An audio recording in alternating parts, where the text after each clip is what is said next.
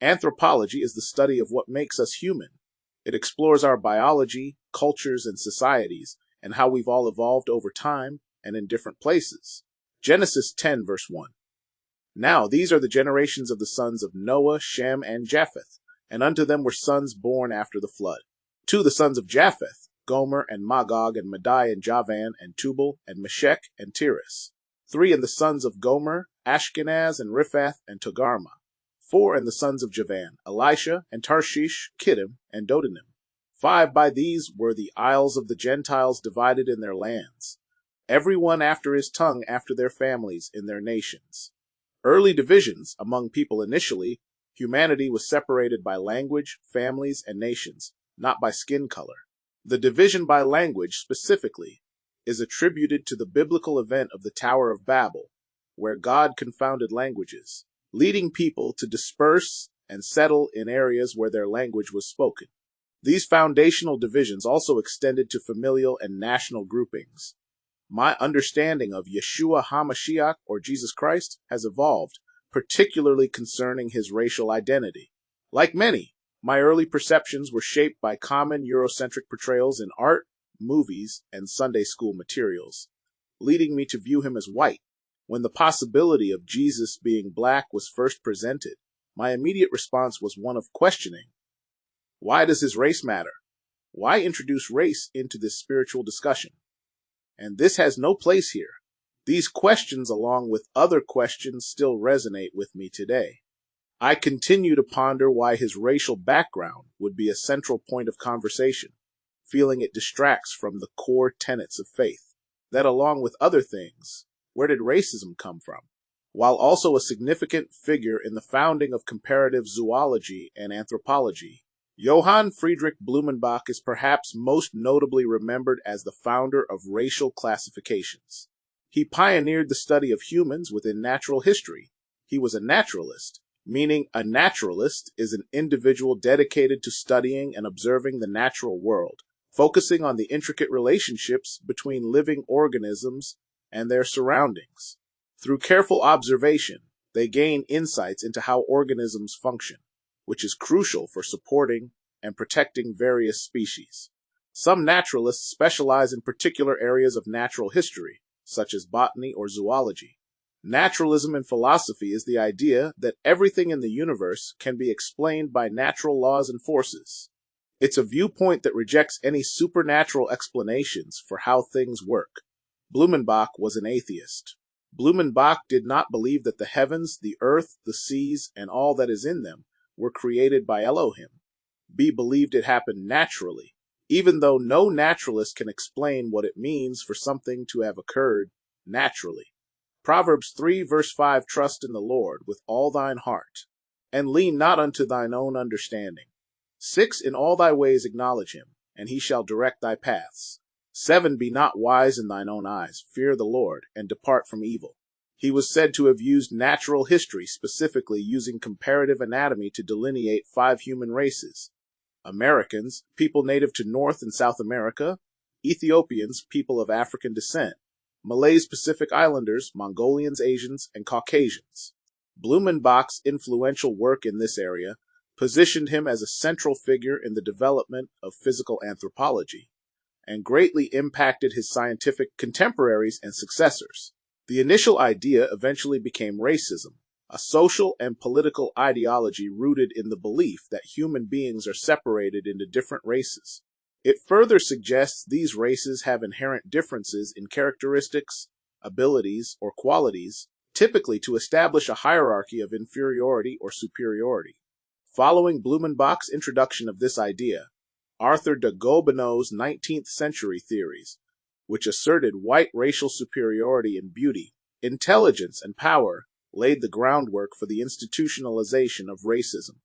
These ideas quickly infiltrated the United States, evident in the 1790 census's white Caucasian and colored Ethiopian classifications, with the latter group implicitly designated as slaves. Roots of Nordicism and Nazi racial theory. The origins of Nordicism trace back to the mid-19th century, with the French writer Arthur de Gobineau often considered its principal proponent. In his 1855 work, an essay on the inequality of the human races. He championed the racial superiority of the Aryan race, specifically associating them with Germanic peoples, and claiming the decline of the Roman Empire was due to racial dilution. Later, linguist Karl Penka popularized the theory, proposing that the Aryans originated in Scandinavia and were identifiable by Nordic traits like light hair and blue eyes. These ideas were further developed by the German eugenicist Hans F. K. Günther, whose 1929 book, Kleine Rassenkunde des Deutschen Volks, served as a highly influential and popular exposition of Nordicism, which was embraced by the Nazi regime. Critically, Adolf Hitler, in his book Mein Kampf, adapted and reinforced these concepts by viewing Nordics as the pure Aryan stock, with Germans considered to be close to pure Aryan. This belief was a central tenet of the Nazi Party's racial ideology. In the mid-19th century or 1800s, American museums, like Barnum's, showcased individuals identified as racially pure Caucasians, reinforcing white racial ideals. The connection to Darwinian evolution and the eugenics movement is noteworthy, as Francis Galton, Charles Darwin's cousin, was a prominent figure in eugenics. This pseudo-scientific movement promoted the idea of breeding fit individuals and saw racial mixing as harmful. This prioritization of white people in the U.S. was even lauded by Adolf Hitler, a continuous historical trajectory from early racial classifications to Nazi ideology, all part of a long trail of race-making, racial identification, hierarchy building. Blumenbach made the error of categorizing people by their skin color and external features, rather than by Yahweh's characterizations. Yahweh did not characterize people this way. Yahweh did not characterize people this way. In other words, he took everyone who he believed as the same skin color and put them all in a color category. This is why in the United States, we talk about black, white, brown people, Asian people, Native Americans, etc. This is divisive language. It's as if we want to create a protagonist and an antagonist, rather than seeing humanity as a single diverse family. According to Genesis chapter 10, race and racism is a complete deviation of God's original plan and design. With that being said, let's set aside the concept of race for now, as both race and racism are human constructs. Instead, focus on the aspect of God's faithfulness to His Word, and His Word performing what He said His Word would perform. I can't take credit for this, but when I heard someone say it, I thought that what he said was true. The so-called racial identity of Yashrael, or Israel, isn't important, but the identity of Israel is important. For clarity, it's crucial to recognize that individuals misrepresenting themselves as Jews or Yahudim could sow confusion and unbelief. Recalling our conversation from last week, the biblical descriptions of Israelite physical traits and cultural markers suggest a strong unlikelihood that those currently residing in Israel are the Jews referenced in the Bible. Human diversity, evident in variations like skin color, hair texture, and other biological features, offers a compelling illustration of how different populations have adapted to their environments over vast stretches of time through natural selection. For example, skin color is primarily determined by melanin, a pigment that shields against harmful ultraviolet radiation. In areas with high UV exposure, such as near the equator, darker skin evolved to offer greater protection from sunburn, skin cancer, and the breakdown of folate. Conversely, as humans migrated to higher latitudes with less intense UV radiation, lighter skin developed. This adaptation likely facilitated sufficient UVB light penetration for vitamin D synthesis, which is vital for bone health, as very dark skin would hinder its production in low UV environments. Interestingly, lighter skin pigmentation evolved independently in both European and East Asian populations, showcasing convergent evolution due to similar environmental pressures. Hair texture also plays a role in thermoregulation, especially in hot, sunny climates.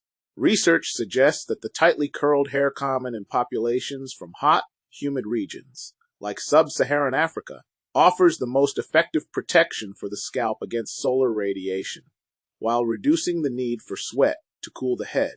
These tight curls create a protective layer that allows for air circulation while still shading the scalp. In cooler climates, hair tends to be straighter. While straight hair provides some insulation, Its specific adaptive advantages in colder environments are less directly tied to solar radiation protection, and may involve other factors, such as safeguarding against the cold or repelling water. Beyond skin and hair, other biological features demonstrate environmental adaptation.